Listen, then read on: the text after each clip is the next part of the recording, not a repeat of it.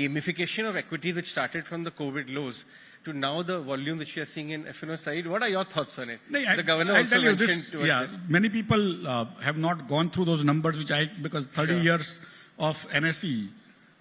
In the best of times, we have, I think, some of the veterans who used to go on floor, two of them I can see. Right here. Right? And ask them, best of times, Harshad Mehta's situation, which was like still for many of us, was like the highest of high in terms of speculative fervor.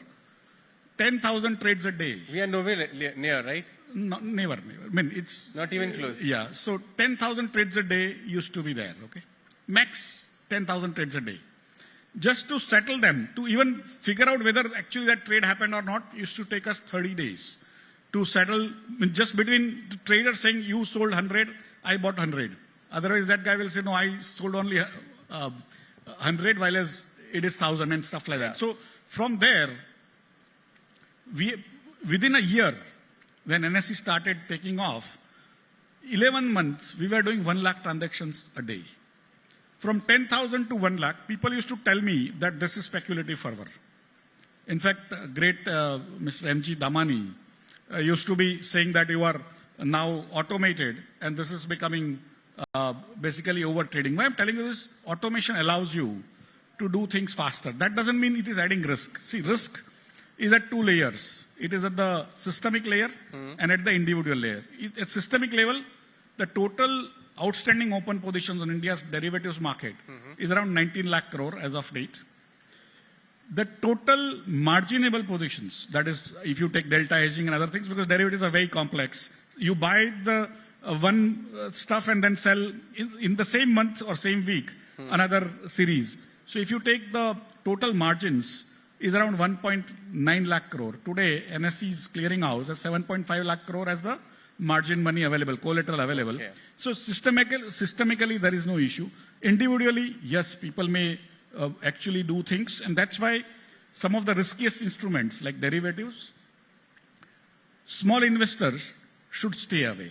Sure. And they should be kept away so that it doesn't bring basically a situation where small investors can get hurt. And that is, it's exactly like what you don't give knife to a child at home, right? Knife is a useful activity, so useful instrument. For a novice trader is actually handing over a knife to a child. So it can get hurt. And for me, it's better they go through mutual funds. At least if they want to study hard, they can do direct investments into equities. But society has to take that call that do we want to allow this or you want to do something else? Right. This entire investment renaissance which is happening in our country, and retail investors are latching onto it like never before.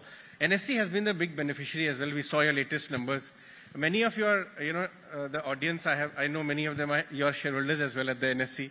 And there's a special request from their side to ask you, when is the listing happening? How is the progress on that? Because on the unlisted side, we keep on seeing almost 66,000 rupees now in a matter of, it has more than doubled. So give us some, some thoughts to think about how's the progress on listing.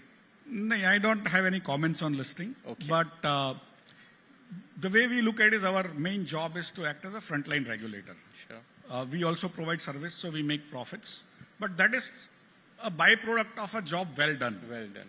Right? If we miss out on the regulatory framework, that profit has no relevance. Of course, profit is for the shareholders. Yeah. They own it.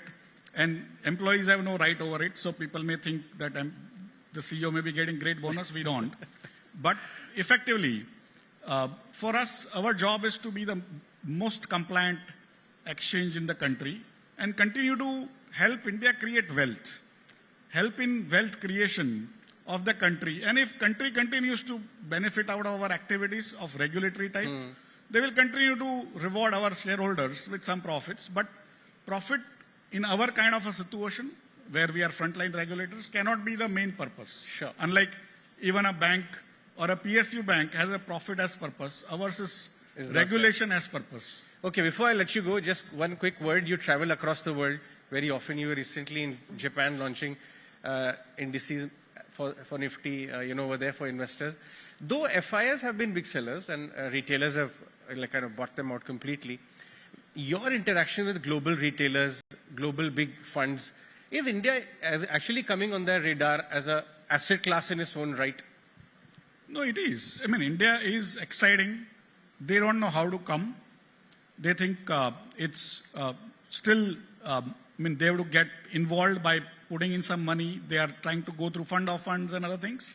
And so people have started now, in a way, wetting their feet. But India is exciting. There is no doubt across the world.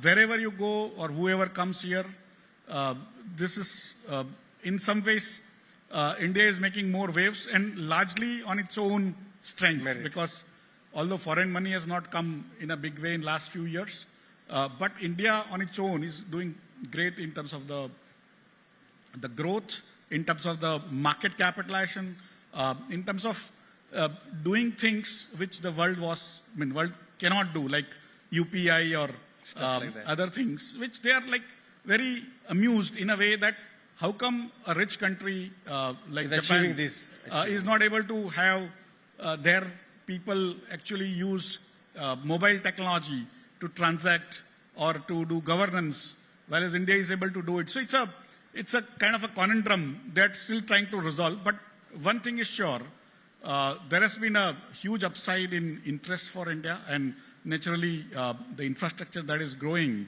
now Is coming up. with leaps and bounds. I'm sure. So by many more will come. 2030, I've got just 30 seconds to ask you this. You expect this structural move of towards financial assets from retail, the retailization of market to continue, or do you see some hiccups there? See, I say that the people are becoming richer, although we may sometimes, our commentators may not want to believe because they have a politically different ideology. But India is Getting actually richer. becoming richer even at the lowest level. And that money is going to come and get invested within India most times. And today they have found the stock markets because they are easy, liquid, on mobile you can do things. And that's where, for me, there is going to be more and more retail people coming into the market. And it's a good for the country, Right. where they are able to participate in capital formation, invest in companies, same companies create jobs. Sure. So it's like you are creating a virtuous cycle of investing in those companies from the employees, And then they making create money. jobs, and then those new employees come and then they put in the money in the equity. So we are creating a good virtuous cycle, and we are growing at our own capital. Of course, we are able to, if we are able to get capital from abroad, we will be able to accelerate our growth faster. But That will be icing on the cake. But the Absolutely. big headline coming from Ashish Chauhanji is that the structural move of financial assets is going to continue. Retail investors are not buckling down anytime soon. So I've answered one part of the question. The next part of the question, what to buy, Aisha will take the action forward later with some of the biggies of the market.